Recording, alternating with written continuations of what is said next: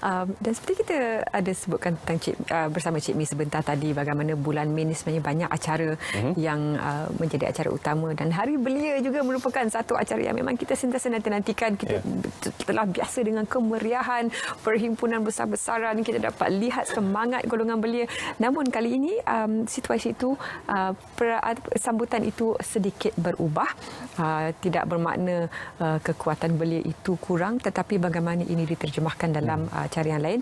Bersama kami pagi ini, sebelum ini kita pernah Skype, jadi kami bawakan ke studio Dr. Muhammad Mursyid Arsyad. Terima kasih Dok kerana sudi bersama kami pagi ini. Terima kasih sudah dijemput. Ya, untuk sambutan Hari Belia itu satu lagi acara yang kita rasakan yang tidak ada tahun ini. Terima kasih Zaliha dan juga Terence. Sebenarnya memang kalau ikutkan tahun ini kita terpaksa bersabar sikitlah dengan situasi keadaan semasa sekarang. Namun semangat belia tak pernah luntur. Walaupun kita raikan setiap tahun pada 15 Mei, tanggal 15 Mei merupakan tanggal keramat untuk hari menghargai golongan belia, tetapi tahun ini kita masih lagi semangat menyambut perayaan tersebut dengan semangat belia. Cuma sambutan tersebut ditangguhkan untuk tempoh masa yang sesuai nanti. Jadi kita lihat dekat sini bahawa nampak satu perubahan dalam bentuk norma baru, iaitu bagaimana kekuatan belia, keupayaan belia dan kemampuan belia itu sebenarnya dapat diterjemahkan dalam platform yang berbeza. Jadi kita boleh lihat bahawa kali ini merupakan satu cabaran di mana kita melihat adakah golongan belia mampu untuk mengatasi ataupun cuba untuk menangani cabaran yang kita hadapi sekarang, iaitu tempoh pandemik COVID-19 yang memang sebenarnya banyak memberi implikasi sebenarnya kepada golongan belia. Jadi adakah sambutannya berubah kepada kaedah yang lebih berbentuk dalam talian, atau adakah kita akan terus menangguhkan sambutan besar-besaran itu? Apakah langkah yang diambil untuk memastikan sambutan ini masih kita jalankan, masih kita hargai belia, tapi kaedah-kaedah berbeza tadi? Cuma bila dalam konteks sekarang corak dah berubah. Jadi kita terpaksa membiasakan benda yang belum pernah kita biasakan sebelum ini. Jadi dalam konteks sambutan perayaan Hari Belia sebenarnya kita raikan dalam konteks mod yang berbeza, terutama sekali apabila melihat kepada keperluan untuk lebih kepada menjurus kepada latihan dalam talian, peluang-peluang perniagaan dalam talian, dan juga bagaimana golongan belia sendiri boleh mengisi masa dengan masa yang berfaedah. Dan mungkin saya tak langsung golongan belia juga boleh meraihkan kejayaan mereka, melihat apakah pembaharuan ataupun perubahan positif yang mereka dapat sebelum berlakunya PKP dan apabila berakhirnya PKP nanti. Jadi dengan kemampuan ini sebenarnya menunjukkan bahawa semangat belia, keupayaan belia dan juga keyakinan belia tidak pernah luntur dalam meraihkan semangat belia tersebut.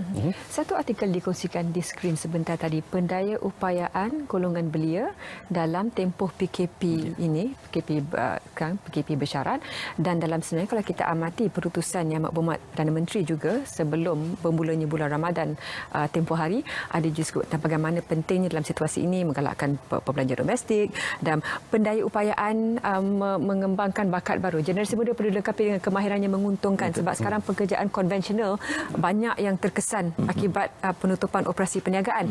Jadi selain daripada perniagaan online, ramai yang cakap berniaga online, tapi tidak semudah yang disangka sebab competition satu. Jadi apa lagi pengkayaan skill ataupun kemahiran yang mereka boleh buat supaya bergerak ke hadapan ini, mereka lebih bersedia untuk dari segi buffer dari segi keuangan dan juga potensi untuk perniagaan dan juga kerjaya mereka. Ya, Zaliha.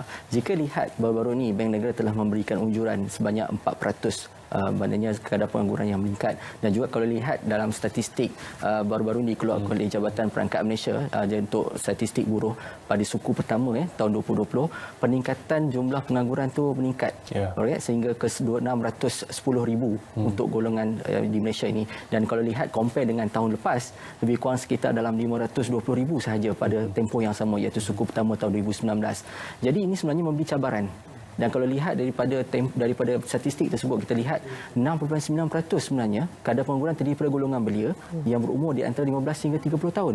Jadi menunjukkan bahawa impak yang besar dalam situasi ini kepada golongan belia. Dan kalau kita lihat secara purata, kita lihat hampir 40% pekerjaan di Malaysia ini sebenarnya dimonopoli oleh golongan belia. Jadi untuk melihat kepada situasi ini, saya nampak mungkin kita boleh perbagaikan lagi bentuk-bentuk kemampuan dan juga potensi belia boleh silakan. Antaranya adalah latihan dan pembangunan. Yang ni waktu tempoh yang sesuai untuk kita gunakan. Sebab sekarang ni platform banyak di atas talian. Kalau golongan belia juga boleh menyertai pelatihan atas talian yang percuma dan juga berbayar yang berpadanan. Sebab waktu tempoh ini juga golongan belia boleh gunakan pertama sekali untuk menambahkan kemahiran baru. Okey, dan pada masa sama juga waktu ini juga golongan belia boleh meningkatkan lagi kemahiran-kemahiran lain. Dan pada dalam masa yang sama juga mempelbagaikan kemahiran tersebut supaya golongan belia apabila berakhirnya pandemik COVID-19 nanti mereka bersedia untuk mengharungi tempoh yang pada saya agak sukar dan mencabar dan bukan mudah sebenarnya untuk mengharungi pasca COVID-19 nanti. Untuk para penonton, gambar-gambar yang kami siarkan tadi ada yang mengimbau kenangan lama, jadi nampak seperti masih ada perhimpunan orang ramai dan sebagainya. Ia bukan gambar terkini. Buat kata belia #throwback lah. Throwback ya. Lama. Itu dulu. Ya. Banyak kursus percuma yang diberikan terutamanya universiti Ivy League ataupun universiti yang ternama di seluruh dunia yang boleh diikuti dalam tempoh 2 minggu, 3 minggu. Banyak sebenarnya, sama ada nak atau tidak saja golongan belia mencari skill baru. Sebab comfort zone ni, doktor, merupakan satu yang zon selesa ni merupakan satu yang sangat bahaya. Terlalu selesa sampai tak nak keluar. Saranan doktor kepada para belia. Jadi waktu ini peluang yang sebaik-baiknya. Maknanya rebut peluang, manfaatkan teknologi yang sedia ada, itu penting. Kerana kita lihat cabaran yang akan datang ni mungkin lebih mencabar, terutama dari segi konteks ekonomi dan juga sosial golongan belia.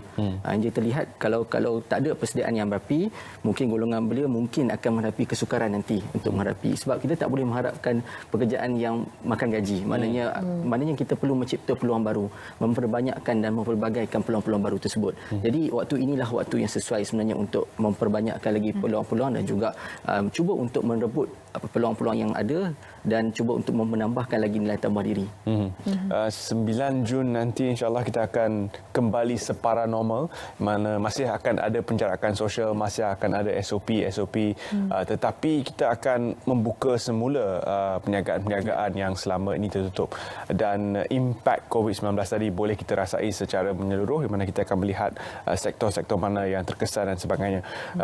Apakah antara skill set baru yang boleh dipelajari oleh belia yang penting yang pada pandangan doktor perlu ada untuk mereka tangani situasi pasca COVID-19? Saya berpandangan bahawa waktu ini sesuai untuk golongan belia cuba untuk meningkatkan lagi kemahiran mereka dari segi aplikasi dan juga perisian komputer yang memang diperlukan untuk pekerjaan dan juga pendidikan masa akan datang. Kalau lihat pendidikan pun dah berubah dan banyak gunakan Google Classroom dan sebagainya, dan juga tak mustahil juga berlaku dalam sektor perniagaan. Waktu ini juga perniagaan atas talian, gig ekonomi misalnya menjadi satu trend baru yang membolehkan golongan belia ceburi dan merebut peluang tersebut. Dan kalau kita lihat dekat sini, ini berdasarkan perbincangan di unit pembangunan belia di UPM dan bersama-sama juga dengan Profesor Mahdia Dr. Ismail, kita dapati bahawa waktu ini adalah waktu yang sesuai untuk mendedahkan belia kepada independent ekonomi, aka indie ekonomi. Sebab waktu ini juga golongan belia sebenarnya perlu meneroka peluang-peluang yang lebih luas. Waktu ini juga golongan belia perlu lihat mungkin ada peluang-peluang yang mereka boleh salurkan dan juga mereka boleh rebut, terutama sekali dalam aspek perniagaan, dan bukan lagi tempoh masa kita untuk hanya berharapkan kerja dengan majikan. Jadi kita yang mencipta peluang pekerjaan tersebut dan kita yang memperbagaikan peluang pekerjaan tersebut. Banyak aspek kita sebut tentang peluang pekerjaan, potensi, skill dan sebagainya, tapi kita barangkali kadang-kadang kita lupa dalam situasi pandemik ini, kesihatan, tabiat kesihatan ataupun lifestyle gaya hidup yang lebih sihat. Apa yang perlu mereka ketahui sekarang, bagaimana risiko kesihatan itu sangat tinggi sekali tidak dijaga sebaik-baiknya. Pandangan doktor, sebab belia ni dalam stage yang sangat baik untuk menjaga kesihatan mereka. Sebab kesihatan merupakan salah satu aset penting kepada golongan belia. Yang maknanya semasa mengharungi tempoh PKP dan juga tempoh kita mengenai pasca COVID-19 ni, belia bukan semata-mata perlu saja positif, tapi belia juga perlu aktif. Jadi untuk kalau kita lihat dari segi konteks keaktifan belia dalam sukan dan juga hidup sihat, kalau kita lihat kepada indeks budaya sukan Malaysia yang dilaksanakan oleh Kementerian Budaya Sukan pada tahun 2018, golongan belia awal di antara 15 hingga 18 tahun ni sebenarnya golongan belia yang aktif dalam menjalankan aktiviti fizikal dan juga aktiviti yang melibatkan aktiviti fizikal yang di luar. Jadi kita nampak dekat sini bahawa mungkin norma ataupun proses tu itu akan berubah sedikit. Jadi maknanya dengan tempoh PKP ni lebih banyak mereka berada di kawasan yang di rumah dan sebagainya. Jadi bagaimana mereka nak cuba untuk mereka cuba lakukan aktiviti-aktiviti yang pada kita nampak sekarang mungkin akan ada sedikit halangan lah. Tapi tak mustahil. Mungkin selepas habis tempoh PKP ni kita doakan yang terbaik untuk Malaysia. Mungkin selepas ni golongan belia masih boleh kembali kepada rutin normal asal. Dan juga golongan belia juga teringin untuk kembali ke sekolah, kembali ke universiti. Maksudnya pembelajaran dan pengajaran juga telah pun berubah sekarang ini. Ramai yang mungkin akan menghadapi suatu kelaziman baru yang akan berterusan. Tetapi golongan belia ni sememangnya mempunyai kebolehan untuk berubah dengan mudah kerana mereka masih lagi muda. Melentuh buluh biar daripada rebung. Mereka ini masih lagi dalam fasa rebung. Mungkin nasihat kepada para belia ini dalam melihat situasi keterbukaan untuk mereka merebut peluang.